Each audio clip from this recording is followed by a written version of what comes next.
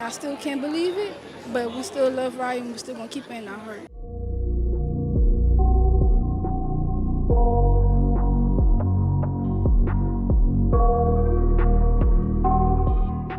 16-year-old is dead after a shooting in Reserve early this morning, and tonight detectives say they do not think that she was the intended target. That 16-year-old is Aria Henry, a high school sophomore. She was in a car going down Airline when she was shot. 3 teenage girls and 3 adult men walk into a gas station to buy snacks.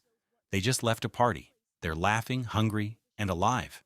But someone else is there too, watching them through tinted windows, engine idling in the shadows. What happens in the next 90 seconds will be captured on camera. Every second, every movement, every shot fired. 7 gunshots, 3 teenagers, 1 dead. And the 3 adult men who survived? They know exactly who pulled the trigger. And to this day, they've never said a word. They decided a street code was worth more than a 16-year-old girl's life. But here's what makes this different. The girl who died wasn't supposed to be the target. She was just there. Wrong car, wrong night, wrong friends. So let me ask you this. If 3 people could solve a murder today but choose silence instead, can we really say they're innocent? Or are they accessories to the crime? Welcome to our channel. Before we get into this, I need to know, would you talk to police if your life was on the line? Or would fear keep you silent? Drop your answer in the comments right now. Her name was Aria Henry. Everyone called her Raya.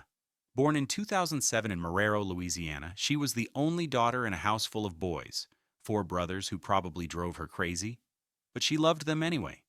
Her father, 37-year-old Clarence Henry Sr., had a special name for her, my princess. At 16, Aria was a rising junior at East St. John High School. She worked at McDonald's, saving her paychecks for makeup and clothes. Dark purple. That was her color. Everything she owned had to be dark purple. She had big dreams too, Air Force, then nursing school. She wanted to follow in her stepmom's footsteps, wear the uniform, save lives. That was the kind of kid she was. Aria loved cooking. That weekend, she just bought groceries, planning to make her dad's favorite meal on Monday, chicken pasta and homemade brownies, a meal she would never get to prepare. Those who knew her talked about her laugh. It started as a soft giggle, then grew louder and louder until everyone around her was laughing too. She was protective of her younger cousins, the kind of girl who looked out for people. When she was little, her father used to call himself Superman.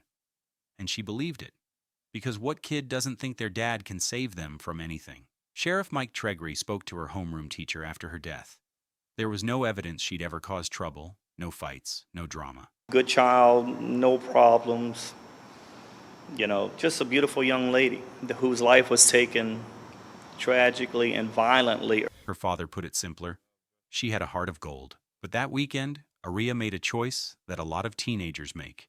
A choice that seemed harmless at the time. Saturday night, June 1st, 2024. Aria told her parents she was sleeping over at a friend's house.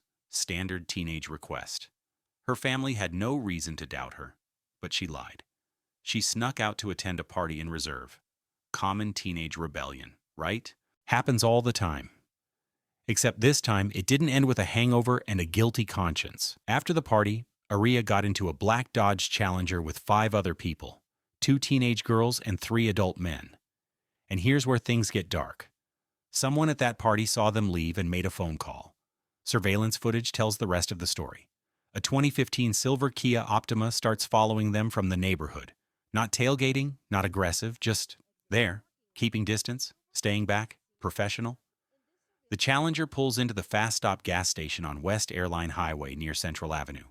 The group goes inside. Snacks, drinks, maybe some candy. Normal late-night stuff. But the Kia? It doesn't pull up to a pump, doesn't park in a normal spot. It slides into the darkness, just past the entrance. Lights off. Engine running. Waiting. Sheriff Tregre would later say it plainly. They were stalking them. If you've ever been out late with a group of friends, you know that energy. You're tired, maybe a little buzzed on adrenaline, laughing about something stupid. Nothing feels dangerous because you're together. Safety in numbers, right? But danger was already parked right next to them. Aria made a choice that night that so many teenagers make. She trusted people she thought were safe. She ignored that little voice in her head that says something's off. She didn't know how to recognize when she was collateral damage in someone else's war. The teens walked out of that gas station at 2:04 a.m. 90 seconds later, one of them would be dead. Because the moment that Challenger pulled back onto Airline Highway, the Kia came alive. If you were in that car and sensed something was wrong, would you have said something or stayed quiet to avoid looking paranoid? Honest answers only. Comment below. The Challenger heads north on Airline Highway. The Kia accelerates from the darkness. No sirens, no warning. Just a car pulling alongside them at 60 mph. Then a window rolls down. A figure leans out of the driver's side, something black in their hands. Surveillance cameras capture it all. 7 shots fired into a car full of people. The Challenger swerves violently, tires screaming, as the driver makes a desperate U-turn. But the Kia? It doesn't follow, doesn't chase, just drives off casually, gunman still hanging out the window like he just finished ordering fast food, like it was nothing. Out of 7 bullets, only 1 found its target. It hit Aria in the hip, a single shot, but it was enough. The Challenger raced to St. James Hospital in Lutcher. They carried her inside, blood everywhere, everyone shouting. The doctors tried everything, but Aria Henry died from her injuries. 16 years old, the girl who loved dark purple, the kid who called her dad Superman, the one planning to make chicken pasta and brownies on Monday. Gone. Her father's voice would later crack when he spoke to reporters. She wasn't supposed to be at that party. She wasn't supposed to be in that car. Things can happen in a split second. Kids need to listen to their parents. But here's what haunts me about this case. Aria wasn't just a statistic. She was somebody's daughter, somebody's sister, somebody's friend. She had a laugh that made other people laugh. She had dreams of serving her country, and 3 men sitting in that car know exactly who killed her. They saw the Kia. They saw the shooter. They probably even know why it happened. But they've never said a word. If you survived an ambush that killed your friend, would you talk to police? Or would fear keep you silent? Tell me what you'd do. 6 people were in that car, 3 men, 3 girls. Aria is dead. The other 2 girls gave statements to investigators. They told everything they knew, everything they saw. But the 3 adult men, they refused to cooperate at all. Wouldn't answer questions, wouldn't describe the shooter, wouldn't even guess why someone tried to kill them, nothing. Sheriff Tregray didn't hide his frustration. They wouldn't talk to us. Everything we have right now is based on our technology and our crime cameras. Translation: without those men, this case dies. Authorities believe Aria was never the target. Someone in that Challenger was, and the 3 men know who. They know why. But they've chosen silence. Think about that for a second. Aria Henry died because of a beef she had absolutely nothing to do with. And the people who could give her family justice, the people who could put her killers behind bars, are protecting them instead. Why do you think these 3 men refused to say something? Is it the street code? That no snitch policy? Or do they genuinely not trust the system to protect them if they talk? Let me know in the comments. Here's what makes this even more frustrating. St. John Parish has 550 crime cameras. They captured everything. The stalking at the party, the wait at the gas station, the chase, the shooting, the escape, all of it.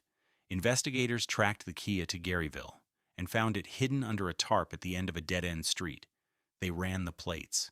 Stolen out of New Orleans in March, 3 months before Aria died. That means someone had been driving that car around Reserve for months, going to work, running errands, parking it at Walmart, and then they used it to kill a teenager. Sheriff Tregray said something revealing. You really have to know the area to park a vehicle back there. Translation: the killers are local. They live in Reserve. They know the streets, the shortcuts, the hiding spots. They might have even seen Aria around town before they killed her. Right now, forensic teams are processing that Kia. DNA, fingerprints, gun residue, 1 match, and this case cracks wide open. But that could take weeks, months, years, or never. Because even if they find a match, even if they get a name, there's still one thing that might never be answered. Is staying silent to protect yourself understandable Or does it make you just as guilty as the person who pulled the trigger? This one's controversial. Let me know where you stand. It's been 17 months since Aria Henry died. No arrests, no charges, no suspects publicly named. The case is still open, but let's be real, it's gone cold. The reward started at $2,500. They raised it to $5,000, and still nothing. Not a single credible tip. Not one person willing to come forward. On June 15th, 2024, friends and family gathered at the Church of Abundant Life in Harvey. They celebrated the girl who loved dark purple, who wanted to join the Air Force, who dreamed of becoming a nurse. They remembered her laugh, her cooking, her kindness. And then they buried her at Restlawn Park Cemetery. Her grandmother stood up at the vigil, and what she said broke everyone in that room. But everybody's sharing the video, nobody going to St. John Parish to say who it was. You know who's shooting at you. You know who wants you. You don't want your mother crying the way this young lady, she's 36 and bearing her child. Now it's not the time for judgment. Now it's the time for unity. Because if you know, you should say something. It may be my granddaughter today and yours tomorrow. Sheriff Tregray made one final statement to the press. Good child, no problems. Just a beautiful young lady whose life was taken tragically and violently. So I'm not here to talk about juveniles being out after night or late in the morning, early in the morning. Right now, my primary focus is getting justice for this little girl. But 17 months later, those words haven't translated into arrests. Somewhere in Reserve or New Orleans, people know. They know who was in that Kia. They know who fired those shots. They know why. And every single day they stay quiet is another day Aria's family wakes up without answers. Aria Henry's story isn't just about one senseless murder. It's about a culture of silence that protects killers. It's about 3 men who chose to let her death go unanswered. It's about a community where people will share a video 1,000 times, but won't pick up the phone to give police a name. So how do we stop this from happening again? Community trust in law enforcement is broken. That's the reality. People don't talk because they don't believe the system will protect them. And honestly, sometimes they're right. Anonymous tip lines need to be truly anonymous and protected. Witness protection programs must be accessible and effective, not just for high-profile cases. If people are too scared to talk, we'll never solve these murders. Let's talk about the elephant in the room. 3 adult men were in a car with 3 teenage girls at 2 a.m. Where was the responsibility? Aria told her parents she was sleeping over at a friend's house. Did anyone verify that? Did anyone call the other parent? These are basic safety checks that could have changed everything. Communities need to hold adults accountable for putting minors in dangerous situations.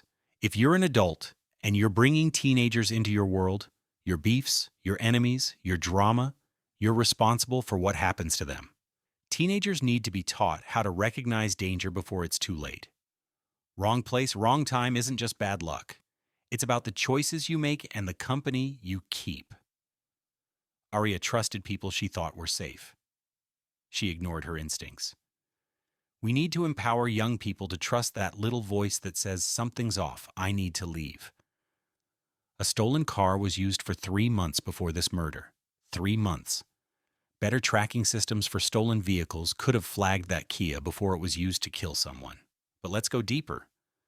We need to address the root causes: poverty, lack of opportunity, gang activity, community intervention programs that step in before violence erupts, not after.